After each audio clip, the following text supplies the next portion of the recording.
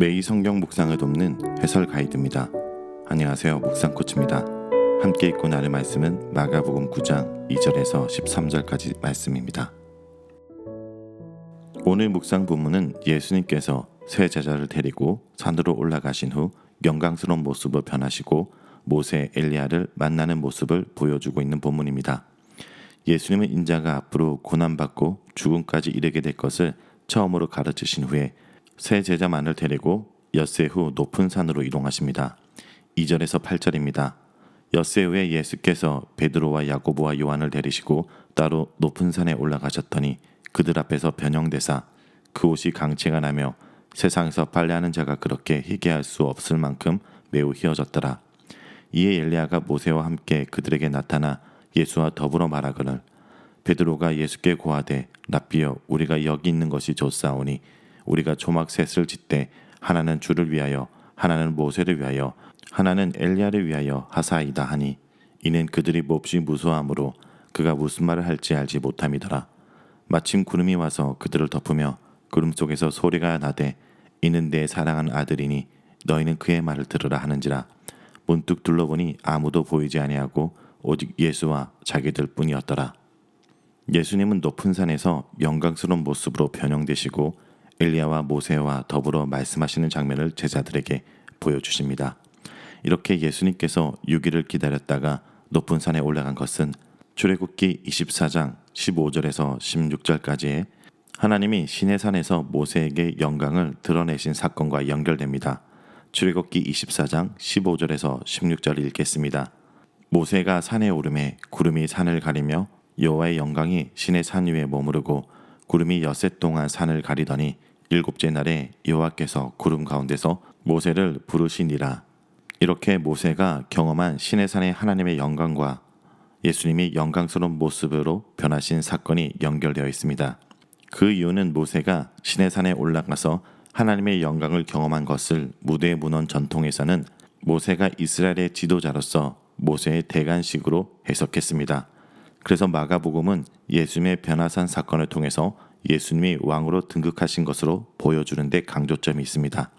그리고 예수님의 옷이 세상에서 볼 수 없을 정도로 희어진 것은 예수님의 부활을 암시하는 것으로 마가복음 9장 9절에서 명확히 부활을 언급하므로 그 암시를 분명히 하고 있습니다. 고난받을 왕이지만 마지막에 부활의 영광을 기다리고 있는 것입니다. 또 예수님께서 모세와 엘리야와 대화를 나누십니다.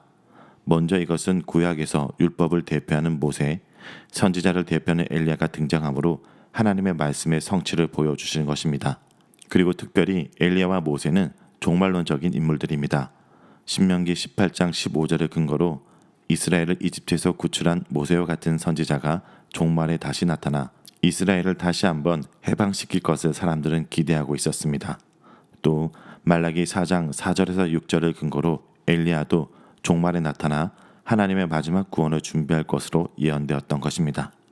그래서 높은 산에서 모세와 엘리야가 예수님과 같이 등장했다는 것은 하나님이 예정한 시간이 찼다라는 것을 보여주는 것입니다. 자, 그런데 여기서 제자들이 이 상황을 제대로 이해하지 못하고 있음이 드러납니다. 먼저 엿새 전 예수를 그리스도로 고백했던 베드로는 변환된 예수님을 보고 랍비여라고 부릅니다. 그리고 초막 셋을 짓자고 제안합니다. 베드로가 초막 셋을 짓기 원했던 이유를 정확히 본문은 말하고 있지 않지만 아마도 베드로는 그 놀라운 경험을 연장하기 원했던 것입니다. 초막 셋을 지어 변화산에 안주하고 싶었을지도 모릅니다. 모세가 의미하는 초막, 즉 텐트는 하나님의 임재를 상징하기 때문입니다. 그러나 베드로가 벌써 잊고 있었던 것은 예수 그리스도가 고난을 겪고 난 후에야 안식이 온다는 사실입니다.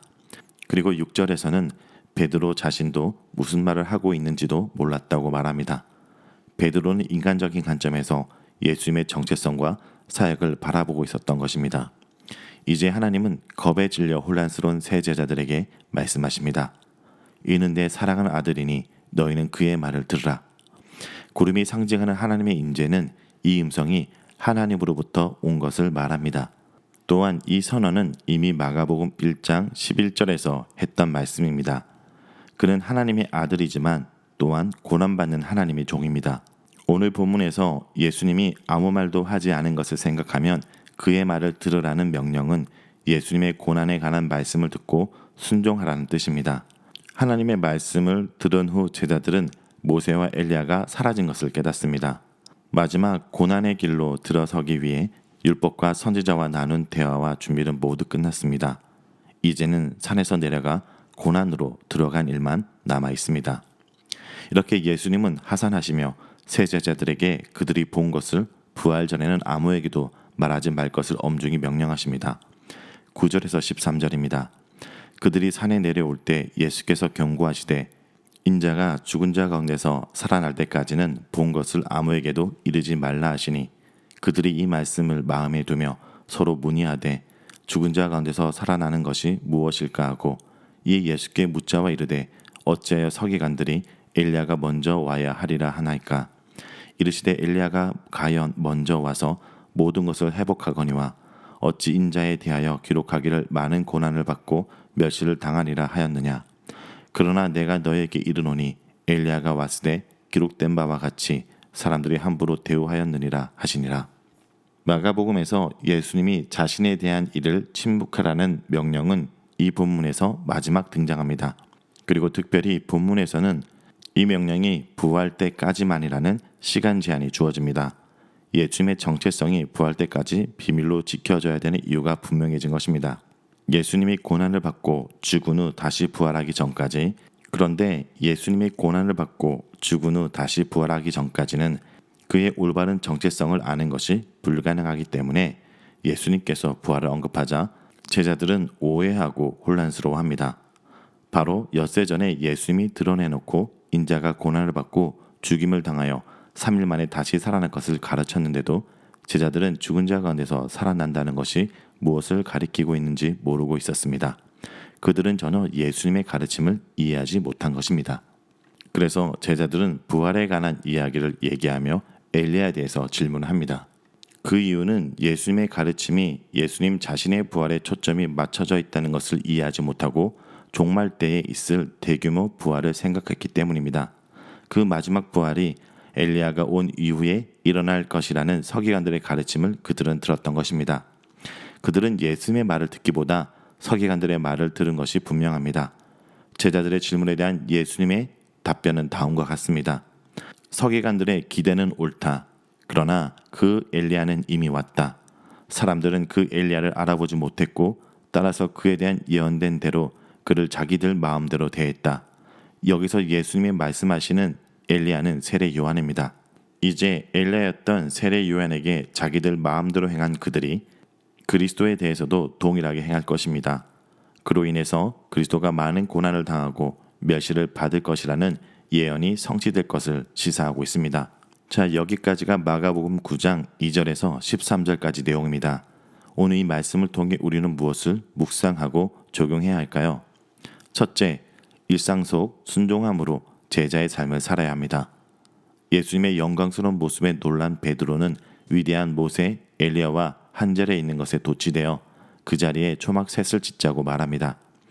베드로는 그저 놀라운 체험을 지속하고 싶었던 것입니다. 하지만 그는 또다시 십자가 없는 영광을 구하고 있는 것입니다. 십자가의 길을 가려고 하시는 예수님을 꾸짖다가 사단의 하수인이라는 책망을 받았던 그 실수를 되풀이하고 있었습니다.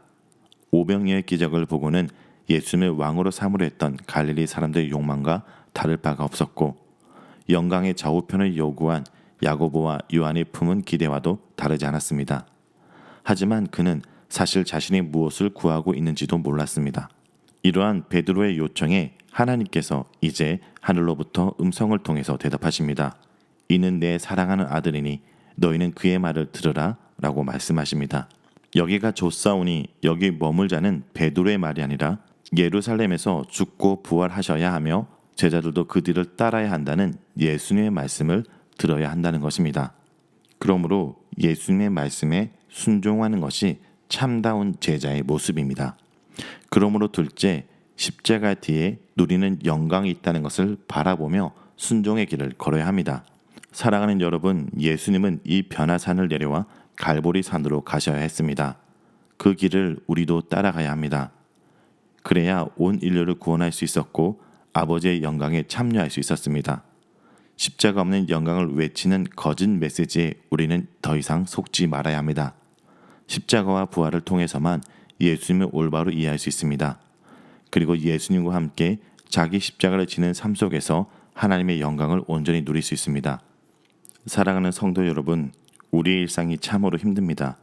두려움과 염려스러운 현실을 하루빨리 벗어나고 싶은 것이 현재 우리의 심정입니다. 하루하루 버티는 것이 참으로 고달프고 힘듭니다. 하지만 그 속에서도 주님을 바라보기 원합니다. 우리를 위해서 변화산에서 내려와 갈보리 산으로 오르신 주님을 쫓아서 오늘 이 현실에서 십자가를 붙들고 앞으로 나가길 원합니다. 십자가 뒤에 있는 그 영광을 바라보며 오늘도 믿음의 걸음을 걷는 성도 여러분 되길 간절히 기도드립니다.